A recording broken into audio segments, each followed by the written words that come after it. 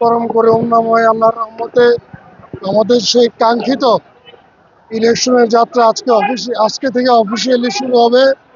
এবং আপনারা জানেন যে আমরা প্রায় দীর্ঘ 17 বছর পরে আমাদের যে গণতন্ত্রের প্রতি যে আমাদের যে কমিটমেন্ট, সেই কমিটমেন্টের সমাপনীটা হবে আগামী 12ই ফেব্রুয়ারি নির্বাচনের মাধ্যমে। আমরা মনে করছি যে এই নির্বাচন সারা বাংলাদেশের জনগণের একটি কাঙ্ক্ষিত নির্বাচন। এই নির্বাচনকে সামনে রেখে এই দেশে গণতন্ত্র প্রতিষ্ঠিত হবে এবং সেই গণতন্ত্রের একজন সহযোদ্ধা হিসেবে আমি নিজেকে গৌরবান্বিত মনে করছি। এবং আমরা মনে করি যে এই নির্বাচনে আমাদের মাননীয় চেয়ারম্যান জনাব তারেক রহমানের নেতৃত্বে একটি সুন্দর গণতান্ত্রিক বাংলাদেশ, স্বনির্ভর বাংলাদেশ আপনার জাতিকে উপহার দিবে।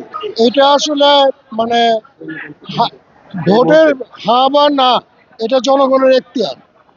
আমি মনে করি যে সচেতন নাগরিক হিসেবে সরকারের কোনো পক্ষ নেওয়াটা ঠিক হয় নাই, এটা আমার ব্যক্তিগত বক্তব্য।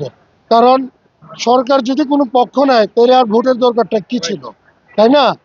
জনগণ সিদ্ধান্ত নেবে হ্যাঁ বা না কোনটা নেবে। তবে এই হা বা নার যে জটিলতাটা, যে একটা হা বা না দিয়ে 4টা প্রশ্নকে যুক্তিযুক্ত করা, এটা মনে হয় জনগণের মধ্যে বোধগম্য একটা মানে ব্যাপার, বিভ্রান্তি সৃষ্টি করবে। এটা যদি আদৌ সহজ করা হতো সেক্ষেত্রে আরো ভালো হতো আর কি।